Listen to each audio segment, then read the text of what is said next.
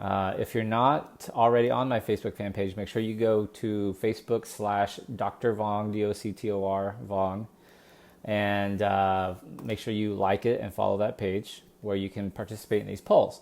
So the poll is true or false. Breakfast is the most important meal of the day.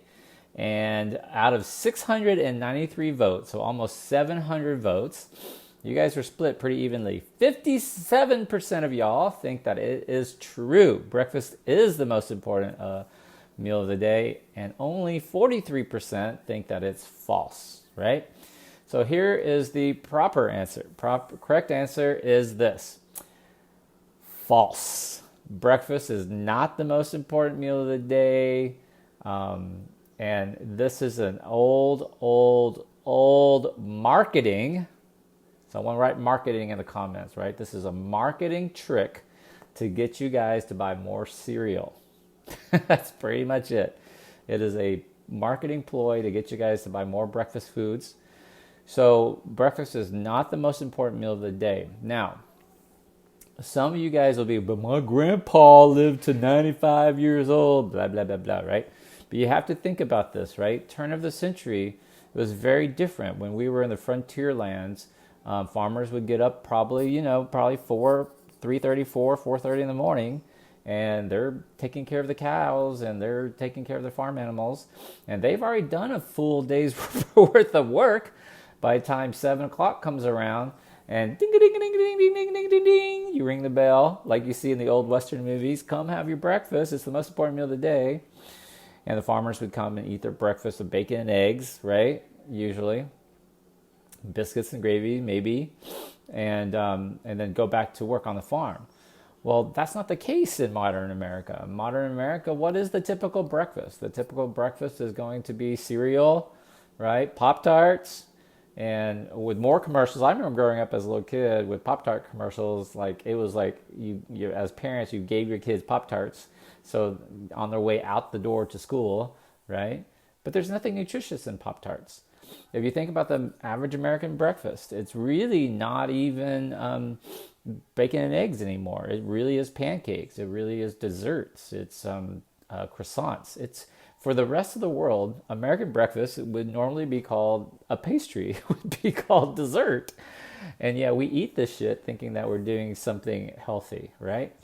So, and also, next point, it's so culturally ingrained into us to believe that breakfast is important that you're shamed. You are shamed into thinking that you're doing something wrong if you don't give your kids breakfast or if you skip breakfast, right? Give me a comment if you think that's true. If someone's made fun of you, told you not to skip breakfast, tried to make you eat, even though you weren't hungry, and you're trying to lose weight, you've had weight loss surgery, right? And yet they shame you into believing that you're doing something wrong if you don't have breakfast. Now, let's put this into the context of the weight loss surgery field, right? Weight loss surgery. Most of you guys following me are weight loss surgery patients, right? So how many of you guys were told by your dietitians or your doctors or your surgeons, right, that you have to have breakfast? But you wake up and maybe your lap band is really tight or your sleeve is really tight. Maybe you're not even really hungry, but you feel compelled or guilted into having a protein shake, which is, by the way, a man-made product, totally artificial flavorings. There is no such thing as like turtle cheesecake flavored protein shakes that's going to be healthy for you. It's not. So then you go the rest of the day feeling really guilty. Am I right? Because now you didn't get your amount of protein in, etc. So fast forward, Dr. Vuong, right? Dr. Vuong, Skinny Ass Asian, is telling you, man, you got to be doing green smoothies, y'all. Green smoothies. Why green smoothies? Because with green smoothies, what you're doing is you are liquefying a lot of nutrition into one drink that you can take on your busy schedule. It tastes great. You can't taste the spinach. And remember, they're called green smoothies because they have leafy greens, not because they turn out green in color. So you want to put leafy greens, some frozen berries, avocado would be great. You can put your supplements in there if you want to. You can put in hemp seeds. You can put in all sorts of stuff, right? Supplements, protein powders, whatever you want. But you keep it as natural, as fresh as possible, and then some soy milk or almond milk or whatever. and blend it up and sip it throughout the day if you want to. You know, for I have a 3.5-year-old daughter who loves her green smoothies, and it only takes, I mean, she'll drink the whole stinking container of green smoothies, and it takes her 20 minutes to drink it all. She's only 3.5. Runs around the rest of the day with a full bunch of energy. And that's what you guys need. You guys, as weight loss surgery patients, need more nutrition. You don't need, you have this little tiny pouch, a sleeve or bypass. It's a little tiny thing. And to sit there and think that, you know, you're going to get all your nutrition from eating a hamburger patty is fucking stupid. Right? It's lame. Or breakfast sausage. Dr. Vuong, I had a healthy breakfast of a pork sausage patty. No. Right? You got to start focusing on nutrition. And part of the problem is today breakfast has been totally ruined. Like there is no nutrition in the average American breakfast. Okay. So that's why breakfast is no longer the most important meal of the day. Next number. If breakfast were the most important meal of the day, then intermittent fasting wouldn't work. People wouldn't have such great results with intermittent fasting. And I've done other videos on intermittent fasting that I hope you'll watch. But think about that for a second. You know, you need to stress out your body, not by bullshit shit, like not talking about politics, not following the impeachment process, not talking about, you know, getting into family drama stress. That's not what I'm talking about. I'm not talking about stress because your mama's sick. I'm talking about stressing your body, like for example, exercising, but I don't mean going to the gym. I mean like doing stuff that makes you breathe hard. Use your dirty little minds. I know you guys are my fans. You got some little dirty minds, right? Okay. So whatever it takes to get you to breathe hard, whether it's walking briskly, running, riding a bicycle, and the dirty deed, whatever, if you got to stress your body, you got to get to breathing hard. Also, stressing your body means high altitude, so hiking. It means not always being in 70-degree temperature. It means going out walking when there's snow outside or when it's 100 degrees outside. Stressing your body means going for 24 hours without a meal. So, and that's intermittent fasting, and that will get your body kicked into really starting to use the nutrients and all the stuff that it's designed to do. Your body is an amazing machine if you will just give it the chance, right? So for 2020, can you believe, I mean, we are 3 weeks, 2.5 weeks out, 2 weeks from the end of the year. Can you believe that? End of the decade, right? So I want you to start like questioning all of the supposed truths that we accept blindly, right? It's just not true. You are designed to stress your body. So if everybody says it, and here's a general guideline. If everybody is saying it, chances are it's not true. Because any great innovation, any great truths came because somebody saw outside the box and thought differently, right? So I'm going to give you a few that's going to fuck you up really quickly, okay, if you're new to Dr. V. Number 1, breakfast is the most important meal of the day. That's going to be false. Number 2, people believe that owning a home is a good investment. That is absolutely false. Owning your own home is not a good investment.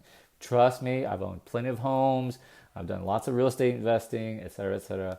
Owning your home is not a good investment. Getting a secure 9-to-5 job that has good health benefits is not necessarily a great winning formula for most people.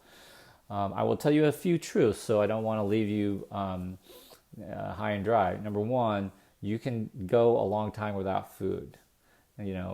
Being full is not that important, y'all. Actually, water is much more important. So for 2020, focus more on water, less on food. That's number 1. Number 2, everything in this world takes money. You're going to have to change any beliefs that you have about money being evil, money's not important.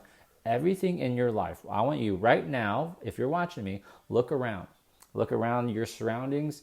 If you're at work, if you're at home, your desk, your dining table, this thing behind me, this iPhone that I'm using to shoot this video, it all costs money.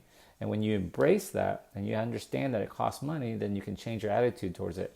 And you're going to need more money as the years go by because of the way inflation works and the way our economy is changing, right? So you got to start embracing money. So there's no such thing as a secure 9-to-5 job anymore, okay? You need multiple streams of income.